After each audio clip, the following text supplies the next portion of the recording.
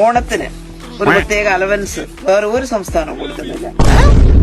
ഞാനൊരു 3 സ്ത്രീകൾ മാത്രം താമസിക്കുന്ന ഒരു വീട്ടിൽ പോയപ്പോൾ അവരെന്നോട് പറഞ്ഞൊരു കാര്യമുണ്ട്. അപ്പോൾ അതെന്താണെന്ന് ചോദിക്കുമ്പോൾ അവർ ശൈലജ ടീച്ചർ പറയുന്നത്, നിങ്ങൾക്ക് ഒറ്റയ്ക്ക് താമസിക്കാൻ ഭയമില്ലേ, സ്ത്രീകൾ മാത്രമല്ലേ, ഇന്നത്തെ സമൂഹം അറിയാലോ. അപ്പോൾ അവർ പറഞ്ഞത്, ഞങ്ങൾക്ക്, അതായത് കല്യാണം പോലും കഴിക്കാത്ത 3 സ്ത്രീകൾക്ക് പിറക്കാതെ പോയൊരു മകനുണ്ട് കേരളത്തിൽ. അതേതാടാ അവതാരം? അപ്പൊ കേട്ടപ്പോ പെട്ടെന്ന് എനിക്ക് തോന്നി, പക്ഷെ ഇവർക്കൊന്നും മനസ്സിലായില്ല. ആരാണതെന്ന് ചോദിച്ചപ്പോ പറഞ്ഞത് മറ്റാരുള്ള കേരളത്തിന്റെ മുഖ്യമന്ത്രി. ഇത് ആര് കൊണ്ടുവന്നതാണ്?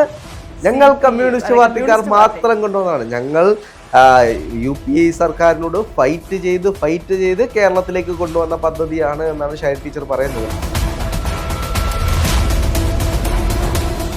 നമ്മുടെ ശൈലജ ടീച്ചർ ഇപ്പോൾ എയറിൽ പോയിട്ട് താഴത്തേക്ക് വന്നിട്ടില്ല എന്നാണ് അറിയാൻ കഴിയുന്നത്. ഇടയ്ക്കിടയ്ക്ക് അങ്ങനെ എയറിൽ പോകുന്നത് സ്ഥിരമായിട്ടുള്ള സംഭവമാണ്. ഇപ്പോൾ ഒരു PR വർക്കിലൂടെ എയറിൽ പോയിരിക്കുകയാണ്.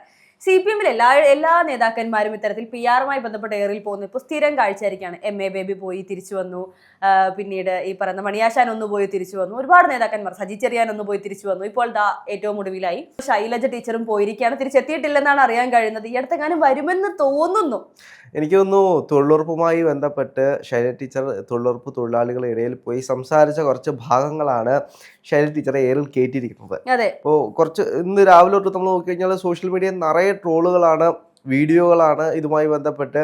അപ്പോൾ അതിനകത്ത് ശൈലജ ടീച്ചർ പറയുന്ന മറ്റൊരു കാര്യം, കേരളത്തിലല്ലാതെ മറ്റൊരു സംസ്ഥാനത്തും ഓണത്തിന് അലവൻസ് കൊടുക്കുന്നില്ല. എന്ത് വളരെയധികം അതായത് അറിവില്ലായ്മയാണെങ്കിൽ, ഇത് ഞാൻ പറഞ്ഞതല്ല, എന്നോട് മറ്റൊരു നേതാവ് പറഞ്ഞൊരു കാര്യമാണ്. അറിവില്ലായ്മയാണെങ്കിൽ അത് നമുക്ക് ക്ഷമിക്കാവുന്നതാണ്, പക്ഷെ അതിനൊരു അലങ്കാരമായി കൊണ്ട് നടക്കരുത് എന്നുള്ളതാണ്.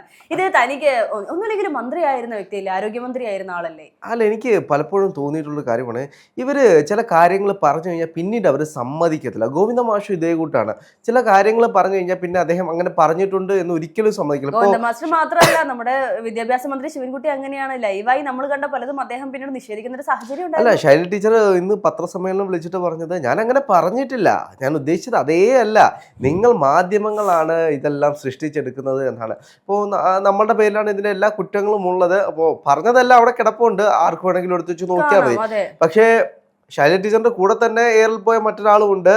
അതേ പോസ്റ്റ് ഇട്ട്, ശൈലജ ടീച്ചർക്ക് വേണ്ടിയിട്ട് ഒരു പോസ്റ്റ് ഇട്ട് എയറിൽ പോയ നമ്മുടെ പ്രിയപ്പെട്ട രാഹുൽ മാങ്കൂട്ട, അദ്ദേഹവും എയറിലേക്ക് തന്നെ പോയിട്ടുണ്ട് എന്നാണ് അറിയാൻ കഴിയുന്നത്. അല്ല, ഇതിപ്പോ ഒരു മാൻഡ്രേക്ക് പോലെയാണ്. അതായത് ശൈലജ ടീച്ചറുടെ ഈ ഒരു ട്രോള് തൊട്ടവരെല്ലാവരും എയറിൽ പോകുന്ന നിലയിലേക്ക് കാര്യങ്ങൾ പോയി. നമ്മൾ ഇതിനു മുൻപ് കണ്ടിരുന്നു KC വേണുഗോപാൽ, അദ്ദേഹത്തെ ഇത്തരത്തിലൊരു വലിയ രീതിയിൽ ട്രോളാക്കാൻ ശ്രമിച്ചൊരു കുറച്ച് കാര്യങ്ങളുണ്ടായിരുന്നു. അതായത് ഈ പറയുന്ന സാധാരണക്കാർക്കിടയിൽ ചെന്നുകൊണ്ട് അദ്ദേഹവും തൊഴിലുറപ്പ് ജനങ്ങളുടെ ഇടയിലേക്ക് ഞാൻ എന്താണ് ഇരുന്ന് കപ്പ കഴിച്ചാൽ കുഴപ്പമെന്ന് പറഞ്ഞ് കപ്പ കഴിക്കുന്ന KC വേണുഗോപാൽ നമ്മൾ കണ്ടിരുന്നു. അതിലും വലിയ രീതിയിൽ അദ്ദേഹത്തെ എയറിലാക്കാൻ വലിയ രീതിയിൽ ശ്രമം ഉണ്ടായിരുന്നു. കുറച്ചൊക്കെ അത് പോയെങ്കിലും വളരെ പെട്ടെന്ന് തന്നെ തിരിച്ചു വരുന്ന ഒരു സാഹചര്യം ഉണ്ടായി. പക്ഷെ ശൈലജ ടീച്ചർ പോയ വഴി കാണുന്നില്ല എന്നാണ് അറിയാൻ കഴിയുന്നത്. അല്ല, ശൈലജ ടീച്ചറിന് രണ്ടാമത് എയറിൽ കയറ്റിയത് ടീച്ചർ പറഞ്ഞ കാര്യം അങ്ങനെ സംഭവിച്ചിട്ടില്ല എന്ന് പറയുന്ന ഒരു സാഹചര്യത്തിലാണ്. അതായത് ഇപ്പോൾ ഒന്ന് ആലോചിച്ചോക്കോ, സാധാരണപ്പെട്ട ജനങ്ങളുടെ ഇടയിലേക്ക് ഇറങ്ങി വന്നിട്ട്, ഞങ്ങളാണ് ഇവിടെ തൊഴിലുറപ്പ് കൊണ്ടുവന്നത്, ഞങ്ങൾ കമ്മ്യൂണിസ്റ്റ് പാർട്ടിക്കാർ ഇല്ലായിരുന്നെങ്കിൽ ഇവിടെ തൊഴിലുറപ്പേ ഉണ്ടാകില്ലായിരുന്നു എന്ന് പറയുന്ന ശൈലജ ടീച്ചറിൻ്റെ ഒരു സംസാര ശൈലിയുണ്ട്. അവിടെയാണ് ഈ കമ്മ്യൂണിസ്റ്റ് പാർട്ടി അല്ലെങ്കിൽ ഇവരെ നേതാക്കന്മാർ ഏറ്റവും വലിയ കുഴപ്പം. അല്ല, ശരിയാണ് പറഞ്ഞത്, നമുക്കതിന് പൂർണ്ണമായും തള്ളിക്കളയാനൊന്നും പറ്റില്ല. കാരണം ഇപ്പോൾ കോൺഗ്രസ് എന്തൊരു പദ്ധതി കൊണ്ടുവന്നാലും അത് കമ്മ്യൂണിസ്റ്റ് പാർട്ടി ഇല്ലായിരുന്നെങ്കിൽ ഒരു പക്ഷെ ഇത്രയും വിജയമാകില്ലായിരുന്നു. കാരണം ഒരറ്റത്ത് ഇവർ അതിനെ എതിർക്കാൻ കഠിനമായി പരിശ്രമിക്കും തോറും ജനങ്ങൾക്ക് അത് കൃത്യമായി അറിയാൻ സാധിക്കും അവർക്ക് വേണ്ടിയുള്ളതാണ്. അതുകൊണ്ട് ജനങ്ങളുടെ പിന്തുണ കൊണ്ട് എല്ലാ പദ്ധതികളും ഹിറ്റാവുന്ന ഒരു സാഹചര്യത്തിൽ ഈ തൊഴിലുറപ്പ് പദ്ധതി പോലും ഒരറ്റത്ത് അവരുണ്ടായിരുന്നു, പക്ഷെ എതിർക്കാനായിരുന്നു എന്ന് മാത്രം. അവിടെ ശൈലജ ടീച്ചർ പറയുന്നുണ്ട്, നിങ്ങൾക്ക് ഈ പദ്ധതിയുടെ പേരറിയാമോ?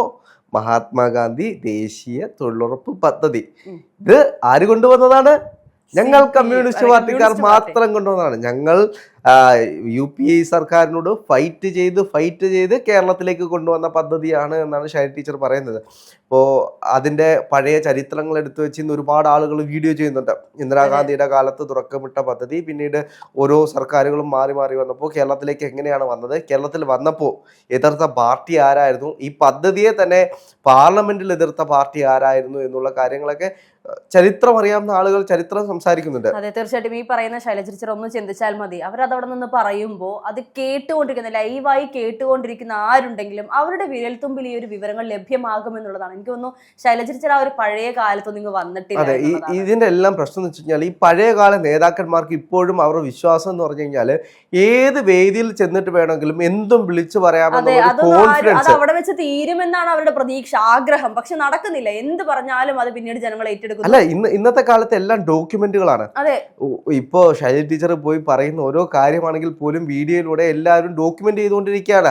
അതുകൊണ്ടാണ് ഏറിൽ പോയത്. പഴയ കാലത്ത് ഇത്തരത്തിലുള്ള സാങ്കേതിക വിദ്യകളൊന്നുമില്ലല്ലോ, അല്ലെങ്കിൽ എല്ലാവരുടെയും കയ്യിൽ ഫോണൊന്നുമില്ല. അപ്പോൾ ഫോണില്ലാത്ത ജനങ്ങൾ എന്ത് വിചാരിക്കും? ഓഹോ, ഞങ്ങളുടെ നേതാവ് പറഞ്ഞാണ്, സത്യമാണ്. അപ്പൊ അവർ കിടന്ന് അങ്ങോട്ടും ഇങ്ങോട്ടും അടിയുണ്ടാവും. ഇത് കോൺഗ്രസ്സുകാരുണ്ടോ? അങ്ങനെയൊന്നുമല്ല, ഞങ്ങളുടെ നേതാവ് വന്ന് പറഞ്ഞിട്ട് പോയി കേട്ടില്ലേ, ഞങ്ങൾ കമ്മ്യൂണിസ്റ്റ് പാർട്ടിക്കാർ ഉണ്ടാക്കിക്കൊണ്ടുവന്ന പദ്ധതികളാണ്, നിങ്ങൾ എന്തിനാണ് ഇതിന്റെ അട്ടിപ്പേരവകാശം ഏറ്റെടുക്കാൻ വരുന്നത് എന്ന് ചോദിക്കുന്ന രീതിയിലേക്ക് പാർട്ടിക്കാർ പോകും. അതെ, പാവങ്ങളെ പറ്റിക്കരുത് ശൈലജ ടീച്ചറെ എന്നാണ് നമുക്ക് പറയാനുള്ളത് പ്രധാനമായും. കാരണം ഇതിനു മുൻപ് ഒരു തവണ ഇതുപോലെ മറ്റൊരു മീഡിയയുടെ മുൻപിൽ വന്നത് ശൈലജ ടീച്ചർ പറഞ്ഞൊരു കാര്യം ഉണ്ടായിരുന്നു. ഞാനൊരു 3 സ്ത്രീകൾ മാത്രം, 3 തലമുറയിലുള്ള 3 സ്ത്രീകൾ മാത്രം താമസിക്കുന്ന ഒരു വീട്ടിൽ ചെന്നപ്പോൾ അവരെന്നോട് പറഞ്ഞൊരു കാര്യമുണ്ട്. അതെന്താണ് കാര്യം എന്ന് വെച്ച് കഴിഞ്ഞാൽ, ഞാനൊരു 3 സ്ത്രീകൾ മാത്രം താമസിക്കുന്ന ഒരു വീട്ടിൽ പോയപ്പോൾ അവരെന്നോട് പറഞ്ഞൊരു കാര്യമുണ്ട്. അപ്പോൾ അതെന്താണെന്ന് ചോദിക്കുമ്പോൾ ശൈലജ ടീച്ചർ പറയുന്നത്, ഈ 3 സ്ത്രീകളോട് ശൈലജ ടീച്ചർ ചോദിച്ചു, നിങ്ങൾക്ക് ഒറ്റയ്ക്ക് താമസിക്കാൻ ഭയമില്ലേ? സ്ത്രീകൾ മാത്രമല്ലേ, ഇന്നത്തെ സമൂഹം അറിയാലോ. അപ്പോൾ അവർ പറഞ്ഞത്, ഞങ്ങൾക്ക്, അതായത് കല്യാണം പോലും കഴിക്കാത്ത 3 സ്ത്രീകൾക്ക് പിറക്കാതെ പോയൊരു മകനുണ്ട് കേരളത്തിൽ. അതെ, അതാണ് നമ്മുടെ ബഹുമാനപ്പെട്ട മുഖ്യമന്ത്രി പിണറായി വിജയൻ. ഒരു പക്ഷെ അവർ കല്യാണം കഴിച്ചിരുന്നെങ്കിൽ അദ്ദേഹം അവർക്ക് പിറന്നേനെ. എന്നാൽ പിന്നെ ഇതൊന്നും കാണേണ്ടി വരില്ലായിരുന്നു എന്ന് തോന്നുന്നു ഒരർത്ഥത്തിൽ പറഞ്ഞാൽ. എന്തായാലും ഓരോ തവണയും ഓരോ കാര്യങ്ങൾ പറഞ്ഞു ഏറിൽ പോകുന്നത് ഇപ്പോൾ ഒരു സ്ഥിരം സംഭവമായി മാറിയിരിക്കുകയാണ്. അതിൻ്റെ ഇടയ്ക്ക് നമ്മൾ കണ്ടിരുന്നു, കഴിഞ്ഞ ദിവസം ഒരു ബെസ്റ്റ് ഇന്റർവ്യൂവിനുള്ള അവാർഡ് കഴിഞ്ഞ ദിവസം നൽകുന്നത് കണ്ടിരുന്നു. അത് ഏത് ഇന്റർവ്യൂവിനാണെന്ന് വെച്ചപ്പോൾ ശൈലജ ടീച്ചറെ എടുത്ത ഇന്റർവ്യൂവിന്, ശൈലജ ടീച്ചറുടെ ഇന്റർവ്യൂ ചെയ്തപ്പോൾ അത് ഏറ്റവും ബെസ്റ്റ് ഇന്റർവ്യൂ ആണെന്ന് സെലക്ട് ചെയ്തുകൊണ്ടൊരു ജേർണലിസ്റ്റിനോ മറ്റോ ഒരു അവാർഡ് ലഭിക്കുന്ന ഒരു സാഹചര്യം ഉണ്ടായിരുന്നു. അപ്പോൾ ആ ഇന്റർവ്യൂ ഒന്ന് കണ്ടു നോക്കണം. അതിനകത്ത് ഇനി ഇവർ എന്തൊക്കെ പറഞ്ഞിട്ടുണ്ടാകും എന്നുള്ളതൊക്കെ തന്നെ. അല്ല, ശൈലജ ടീച്ചറിനെ സംബന്ധിച്ച് ഒരുപാട് അവാർഡുകൾ വാങ്ങിച്ചു കൂട്ടിയ, അമേരിക്കയിൽ നിന്ന് പോലും അവാർഡ് വാങ്ങിച്ചു കൂട്ടി എന്നുള്ളത് ഏറെ ശ്രദ്ധിക്കുക. ശൈലജ ടീച്ചറിന്റെ കാലഘട്ടത്തിലാണ് അമേരിക്കയിൽ നിന്ന് പോലും കേരളത്തിനെ പഠിക്കാൻ വേണ്ടിയിട്ട് ആളുകൾ വന്നത്. അത് നമ്മൾ മറക്കരുത്. തീർച്ചയായിട്ടും കോവിഡ് കാലത്ത് ശൈലജ ടീച്ചർ ഇല്ലായിരുന്നെങ്കിൽ ഇവിടെ കോവിഡ് വന്ന ജനങ്ങൾ മരിച്ചു പോകുമെന്ന് പറഞ്ഞ കമ്മ്യൂണിസ്റ്റ് പാർട്ടിക്കാരുണ്ട്. പോലും ഉണ്ടാകില്ലായിരുന്നു എന്നുള്ളതാണ്. ഇതിൽ നിന്നെല്ലാം നമ്മളെല്ലാം രക്ഷിച്ചൊരു വ്യക്തിയല്ലേ. നമ്മളങ്ങനെ ഏറിലൊന്നും കൊണ്ടുപോകരുത്. നമ്മള് ഒരു മാന്യതയൊക്കെ കാണിക്കണം. കുറച്ചൊക്കെ ഒന്ന് ട്രോൾ ചെയ്യാൻ കുഴപ്പമൊന്നുമില്ല, ട്രോളാം. പക്ഷെ പൂർണ്ണമായും അങ്ങനെ ഏറിൽ വിട്ടത് ശരിയായില്ല. ശൈലജ ടീച്ചർ തന്നെ ചോദിക്കുന്നുണ്ട്, എന്താണിത്, അക്രമമല്ലേ? ഗുണ്ടാ സംഘങ്ങളെ പോലെയാണ് ഇവിടുത്തെ മാധ്യമങ്ങൾ പെരുമാറുന്നത്, എന്നെ ആക്രമിക്കുന്നതിനൊരു പരിധിയില്ലേ എന്നാണ് ശൈലജ ടീച്ചർ ചോദിക്കുന്നത്. അതെ, നമുക്കത് കേൾക്കുമ്പോൾ സഹതാപം പാവം തോന്നുന്നുണ്ട്. കാരണം ഒന്നുമില്ലെങ്കിൽ നമ്മൾ കണ്ടതാണ്, എത്രയോ വലിയ മഹാമാരികൾ വന്ന സമയത്ത് കേരളത്തിൽ അത്രത്തോളം ധൈര്യപൂർവ്വം നേരിട്ട, അല്ലെങ്കിൽ ജനങ്ങളുടെ കൂടെ നിന്നിരുന്ന ഒരു ആരോഗ്യമന്ത്രി ആയിരുന്നു. അതെ, ഒന്ന് ആലോചിച്ച് നോക്കണം. അന്ന് മാസ്ക് കിട്ടാനില്ലാത്ത കാലഘട്ടത്തിൽ 2 രൂപ 3 രൂപയ്ക്കൊക്കെ ആൾക്കാർ കടയിൽ പോയി മാസ്ക് വാങ്ങിക്കുന്ന സമയത്ത് മാസ്ക് കിട്ടാൻ ഇനി 2 ദിവസം കൊണ്ട് കഴിഞ്ഞാൽ മാസ്ക് കിട്ടില്ല എന്ന് ആലോചിച്ചുകൊണ്ട്, മുൻകൂർ ആലോചിച്ചുകൊണ്ട് 10 രൂപയ്ക്ക് പോയി മാസ്ക് വാങ്ങിച്ചിട്ട് എല്ലാവർക്കും കൊണ്ട് കൊടുത്ത ടീച്ചറുടെ പേരാണ് ശൈലജ ടീച്ചർ. അതെ, തീർച്ചയായിട്ടും ഇതൊന്നും ജനങ്ങൾ മറക്കരുത്, കാണിക്കരുത്.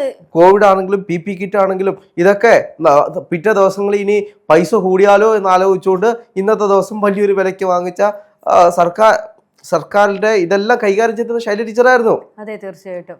അപ്പോ ശൈലജ ടീച്ചറിലൂടെ ഏറിൽ പോയ മറ്റൊരാളാണ് രാഹുൽ മാങ്കൂട്ട ഒരു പോസ്റ്റ് ഇട്ടതേ ഉള്ളൂ. ശൈലജ ടീച്ചർ ലോക കള്ളിയാണ് എന്ന് പറഞ്ഞൊരു പോസ്റ്റ് ഇട്ടതേ ഉള്ളൂ. അല്ല, രാഹുൽ മാങ്കൂട്ടത്തിൽ എന്നെ ചോദിച്ചു വാങ്ങിയതാണ്. ശൈലജ ടീച്ചർ അറിയാതെയാണെന്ന് തോന്നുന്നു ഏറിൽ പോയതെങ്കിൽ രാഹുൽ മാങ്കൂട്ടത്തിൽ മനഃപൂർവ്വം പോയതുപോലെയാണ്. കാരണം അദ്ദേഹത്തിന് അറിയാം കൃത്യമായി അദ്ദേഹം എന്ത് പോസ്റ്റ് ഇട്ടാലും താഴെ വന്ന് കമന്റ് ചെയ്യാൻ ഒരു കൂട്ടം ആളുകളുണ്ട്. അത് അനുകൂലിച്ചും പ്രതികൂലിച്ചും ഉണ്ട് എന്നുള്ളത് യാഥാർത്ഥ്യമാണ്. പുള്ളി ഒരു തിരിച്ചുവരവിന്റെ പാതയിൽ ഇങ്ങനെ ശ്രമിച്ചുകൊണ്ടിരിക്കുക.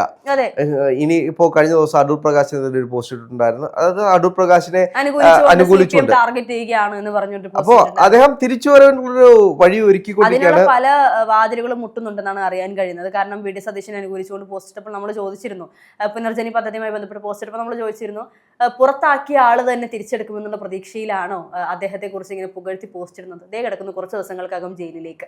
പിന്നെ കുറെ നാളത്തേക്ക് ഒരു അറിവുണ്ടായില്ല. തിരിച്ചു വന്നിട്ടും വലിയ രീതിയിൽ സജീവമായിരുന്നില്ലായിരുന്നു. പിന്നെ ആദ്യമായി സജീവമായി തിരിച്ചുവരവ് നടത്തിയത് എഡോ വിജയ എന്നുള്ള രണ്ടാമതൊരു പ്രസംഗം, അല്ലെങ്കിൽ വീണ്ടും ഒരു പ്രസംഗത്തിലൂടെ തിരിച്ചു വരുന്നു. ഇപ്പോൾ വീണ്ടും സജീവമായി ഓരോ വിഷയങ്ങളിൽ ചർച്ച ചെയ്യുന്നുണ്ട്. ജനങ്ങൾ ഏറ്റെടുക്കുമെന്ന് ഉറപ്പുള്ള പല വിഷയങ്ങളിലും സമൂഹ മാധ്യമങ്ങളിലൂടെ പോസ്റ്റ് ഇട്ടുകൊണ്ട് സജീവമായി രംഗത്ത് വരുന്ന ഒരു സാഹചര്യമുണ്ട്. പക്ഷേ അതൊക്കെ എത്രത്തോളം പോസിബിൾ ആവും ജനങ്ങൾ ഈ നേതാക്കന്മാർ ഇപ്പോ എനിക്കൊന്നും ഇപ്പോ കുറച്ചു കാലമായിട്ട് ഏറിൽ പോകുന്ന ആളുകളുടെ എണ്ണം വളരെ കുറവാണ്. നേരത്തെ സുരേന്ദ്രജിയൊക്കെ ഉണ്ടായിരുന്ന സമയത്ത് സജീവമായിട്ട് ഒരുപാട് പേർ അല്ല, ഒരു സമയത്ത് എപ്പോഴും ഏറിലായിരുന്നു. നമുക്കറിയാം സുരേഷ് ഗോപിയെ പോലെയുള്ള ഒരുപാട് നേതാക്കന്മാർക്ക് ഇപ്പൊ കുറച്ച് ആശ്വാസമുണ്ട്. കാരണം ട്രെൻഡ് അങ്ങ് മാറി. ഇപ്പൊ കമ്മ്യൂണിസ്റ്റ് പാർട്ടിയിലെ നേതാക്കന്മാരാണ് തോന്നുന്നു കൂടുതൽ ഏറിലേക്ക് പോകുന്നത്. അതെ, ഇപ്പൊ ആ ഒരു ട്രെൻഡ് മാറി. ഇപ്പൊ നേരത്തെ ഉണ്ടായിരുന്ന ആളുകളൊക്കെ ഒന്ന് സമാധാനത്തിന്റെ പാതയിലൂടെ അധികം വായൊന്നും തുറക്കാതെ തെരഞ്ഞെടുപ്പൊക്കെ വരികയില്ല, ഇനി അധികം സംസാരിച്ചാൽ ചിലപ്പോൾ ഏറിലാകും, പിന്നീട് ആദ്യം വൈറലാകും, പിന്നീട് ഏറിലാകും, പിന്നീട് തിരിച്ചു വരവുണ്ടാവില്ല, തിരഞ്ഞെടുപ്പിൽ തോൽവിയേറ്റ് വാങ്ങേണ്ടി വരും. ഈ ഒരു ഭയം സ്വാഭാവികമായിട്ട് ഉണ്ടായിരിക്കാം. അതുകൊണ്ട് അവരൊന്നും മിണ്ടുന്നില്ല. അപ്പോൾ കമ്മ്യൂണിസ്റ്റ് പാർട്ടി ആ ഒരു പാത സ്വീകരിച്ചിരിക്കുകയാണ്. ഏറിലായാലും വേണ്ടിയില്ല, ജനങ്ങളെ ഞങ്ങളെ മറക്കരുത്, ഇടയ്ക്കിടയ്ക്ക് നമ്മൾ ഓർക്കണം, ഇടയ്ക്കിടയ്ക്ക് മാധ്യമ വാർത്തകളിൽ നിറയണം, ഇതായിരിക്കണം അവരുടെ ലക്ഷ്യം. അല്ലെങ്കിൽ ഇങ്ങനെയുള്ള കാര്യങ്ങളൊക്കെ പറയുമ്പോൾ തിരുത്താനെങ്കിലും ആരെങ്കിലും വരേണ്ടതായിരുന്നു.